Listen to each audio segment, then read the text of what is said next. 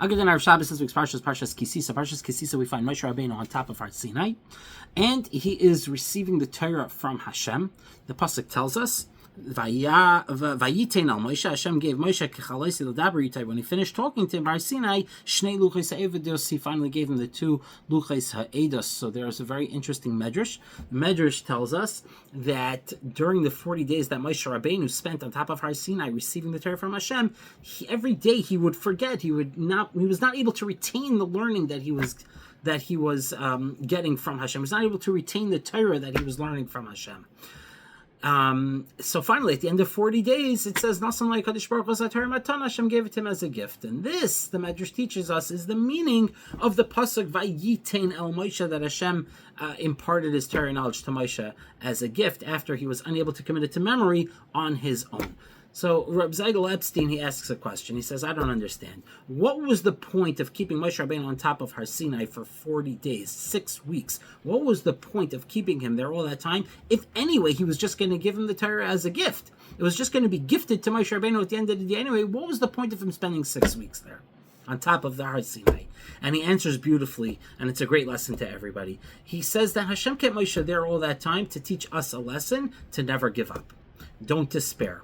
He wanted us to see that Moshe Rabbeinu, who was, I'm sure, very smart, who had great level of diligence, he studied and he learned from the greatest Rebbe of all, Hashem himself, and he still struggled. And he still couldn't comprehend right away. And he was unsuccessful during those first 39 days on top of the mountain. He could not retain his learning. But ultimately he had some sort of a breakthrough, and he did succeed, and Hashem gave him the Torah as a matana.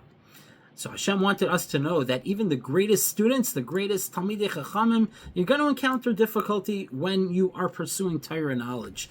And therefore the lesson is that we should never feel discouraged if we find it hard to learn, if we have difficulty focusing, if we have trouble understanding material. We go to a shir, we don't know what the person's talking about, it's hard for us, it's hard to sit for so long. Every excuse in the book that me and many other people have used. Don't give up. That's the lesson here. It's not supposed to be easy, despite what people might try to tell you. It's not supposed to be easy.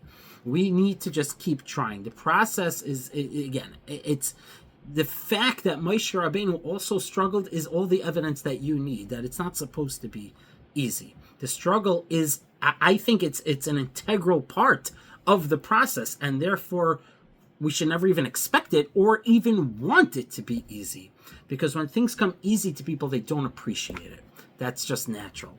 So when you struggle over something, that's when you can really appreciate it. I think it goes beyond just limud HaTorah. I think it could go with anything. I think it could go with davening. Certainly it applies. Even doing chesed, it's not always easy.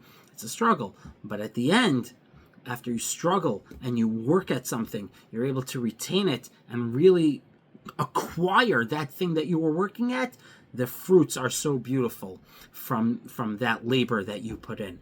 That's the lesson here that the Torah is teaching us, that Moshe Rabbeinu spent all that time on Har Sinai, 39 days of struggle until the 40th day. The Rebbeinu Shalom gave him the matana. May we all be zeicha that through our struggles we get that ultimate matana from Hashem. Have a wonderful Shabbos.